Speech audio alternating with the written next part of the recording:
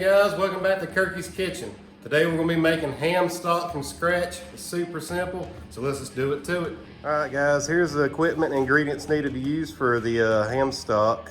First off, you're going to need your pressure cooker. This one also does a crock pot setting, so that's what we're going to use for today. You're going to need your jars, rings, and lids. You're going to need a ladle and a funnel. This is our scrap bag. Any kind of produce that we have, we put in a scrap bag. Any kind of clippings or ends. It's got carrot tops and onions and garlic and celery. Pretty much anything and everything we get our hands on except for tomatoes. You don't want to use tomatoes in this. Next off is going to be a ham bone. This is from Christmas this past year. A lot of meat still on it, but you'll see this right here is going to make a really good flavor because of the actual vinegar here. The vinegar actually breaks down the marrow really good. So we're going to need about a tablespoon of vinegar. We're going to need a tablespoon of every one of these as well. So you're going to have your tablespoon of salt, tablespoon of pepper, tablespoon of onion powder, roasted garlic powder. We're going to need about 4 of these bay leaves, a tablespoon of rubbed sage, and a tablespoon of thyme. And I also went outside and picked some fresh rosemary. We try to keep a lot of plants here at the house. You never know when you want to make something nice. So let's get everything into the pool. All right, we got our pressure cooker plugged in. I got it on the crock pot setting, and I got it set for 12 hours. So let's go ahead and start adding in our ingredients.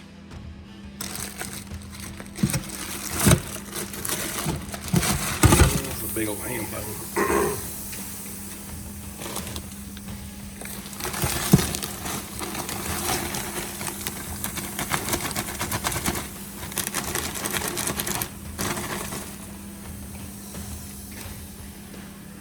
Got our rosemary, got our spice blend, got a tablespoon of apple cider vinegar. Now, the only thing else we have to do is fill our slam full of water. Now here's a separate tip. If you do have a pressure cooker, and it does do a crock pot as well, but if you do have the pressure cooker, right now is the time that we're going to go ahead and pressure cook what we have in the pot. I'll show you how to do that here in 2 seconds. Seal that off. Want to make sure that our steam can't come out. I'm going to readjust this. I'm going to take and put it on beans because this one right here is really hot on beans. We're going to go for 30 minutes on that. So what that's going to do, that's going to break down that bone even more, get more marrow out of that bone, and it's going to help get that meat off. You only need to do it one time on pressure cook, and then you can turn it back over to slow cook. If you don't have one of these, skip this step. Just take and put everything in your crock pot and just do it like normal. And like I say, see you in 24 hours. But if you do have a pressure cooker, this right here is really, really helpful because it actually adds a lot more flavor to your stock.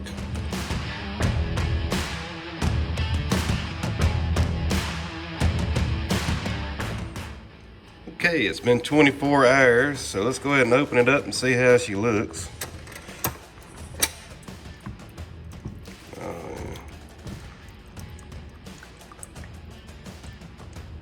Every vegetable in there and the ham bone, everything's melted together. You don't have to use a ham bone. You can actually use whatever kind of bone you want. We keep beef bones here. We got the ham bones. We've had turkey bones. We've had chicken bones. Whatever kind of stock you want. I'm sure you could even make a seafood stock and it'd probably be really, really good if you had some leftover fish bones and fish meat. Alright, so the next step, we're going to load our dishwasher with the glass, with your mason jars, and we're going to wash those on high heat. Okay, once it gets done and you got your jars in the dishwasher, we're going to start straining out our stock here.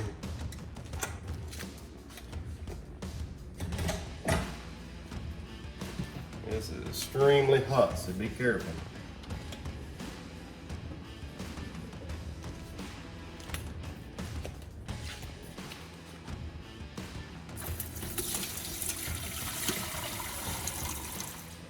Okay, once you get everything strained out, I got it thrown away in the trash can. I'm going to take a small wire strainer here, and I'm going to get out the small particles.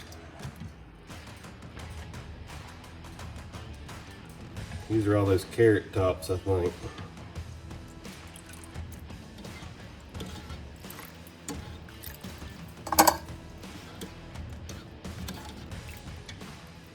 You can see how fatty this is. Look at all that fat that's floating.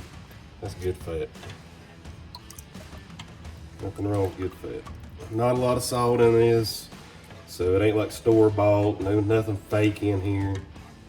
Everything's all natural. No preservatives, so that's the reason we're going to hot can it. But you just want to get as much of this debris out as you can, because I mean, it ain't gonna hurt it if you leave it in here, but you want it to look pretty, you know.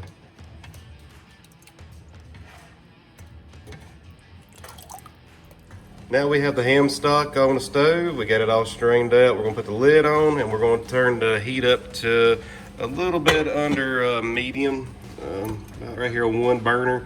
All we're gonna do is just keep it barely warm until we get our jars out of the dishwasher.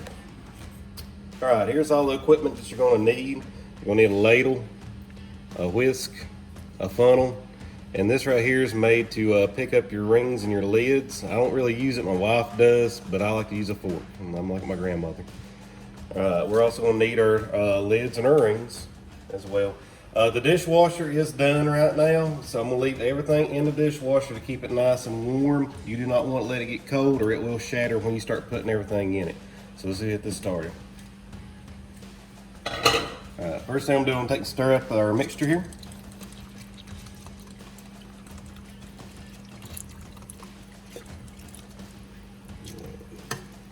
You see how nice and greasy that is? Everything's got a lot of good fat in it. Alright, I'm going to add my rings and my lids to my water here, and it's going to start boiling here in any second.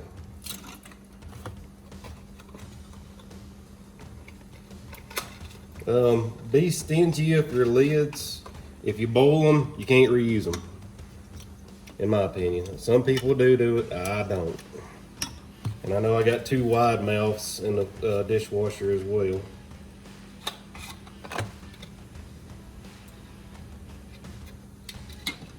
Alright, so next thing we're gonna do, we're gonna let this bring it to a boil, and once it gets up to a boil, then we'll get our jars out, or 1 jar at a time, out of the dishwasher.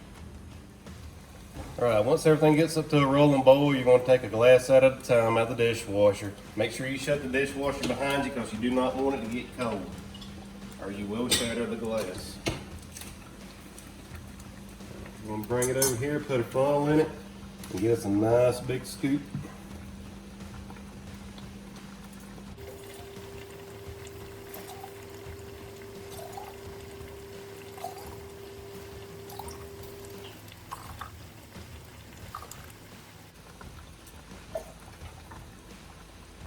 And you want to stay about a 1/4 inch below the top of your jar.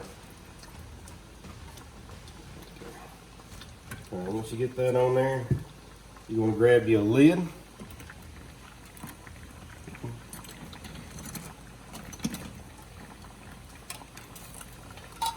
And a ring. Alright, don't seal it up, just ease it into your boiling water. Now they make tongs to do this, but I don't ever use them. That's the way I've always done it. There's another one. Funnel.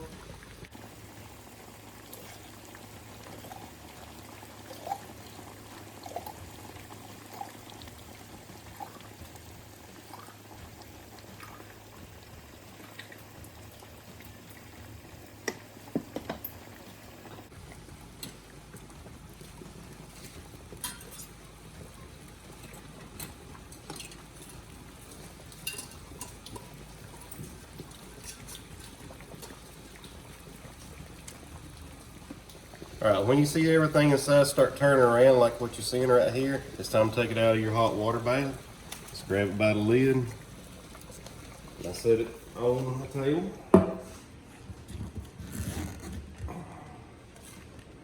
And tighten it really, really tight. I tighten them just a little extra tight. But that's all there is to it.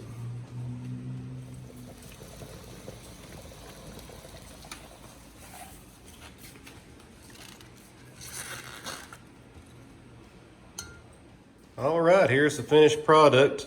As you can see, we got our ham stock in our jars. They've been hot bathed, And right now we're waiting on the lids to seal. Whenever they seal, you'll hear them go ting. And it's actually the center right here. The center will pull down on them. If they do not pull down, then you did not seal. Either you had some kind of debris on the ring or on the lid, or you didn't get your lids hot enough, or there's a lot of things it could be. But if you do it this way, they're going to seal. We already had 2 of them sealed down, this one and this one. We're still waiting on a couple more to seal. But after they seal, they'll be shelf ready. Just write your date on them, say what it is, put it up on your counter. And as you can see, I'll hold it up to the light here. It is beautiful, nice amber color. So you might ask what you're going to use ham stock for. Well, ham stock we'll take and put in a pot and add mushrooms and some green onions to it, and maybe some potatoes, and just let it go for 2 or 3 hours. That way everything just soaks into itself, and we'll have like a ham bone soup. It's really good for you. If you have a cold, it really helps with it too. Anything hot in your throat, in your belly. It's just like eating chicken soup when you're cold, when you're sick. I had a lot of sicknesses going around right now. I mean, this right here was pretty much free. Once you figure in the power, I mean, you don't have a whole lot in this. And then there's 6 quarts here. Man, that's a lot of stock for, I'd probably say $5 or $6. Because everything else you would have threw away. A lot of people will buy rotisserie chickens and bring them home for their family. Take their rotisserie chicken bones, put them in a bag, save them. Get all your scraps, save them, make your rotisserie chicken stock. I mean, like one of our favorite ones, which I didn't do this with this, we always roasted a lot of garlic here at the house. So we'll take that roasted garlic and put it in with a ham bone or a chicken and make roasted garlic or roasted chicken stock. And I mean, you can use it in so many things: beans, rice, soups. Let me scroll up here real quick. I got one right here next to some pickled beets. Right there's ham bone soup. It's got not tomatoes. It's got carrots in it and celery, and it's got ham bone stock in it and all kind of herbs, and it's also got white beans in it. And it's really good. When it's cold outside, that's what we eat. I mean, you can't beat it. So, I mean, guys, there's unlimited possibilities with this. And like I say, you're recycling, you're saving yourself money. And this is a whole lot better for you than what you can buy at the store. Guys, thank you for coming back to Turkey's Kitchen. Hope y'all enjoyed how we take and do hot bath canning today. We made our ham stock. It tastes really good. We can use it for a whole lot of different things. Let me know what you like. I mean, hit the like button, subscribe. Just let me know what you think, or if you have anything that you'd like for me to see me cook, let me know as well. I appreciate y'all coming by, and have a great day.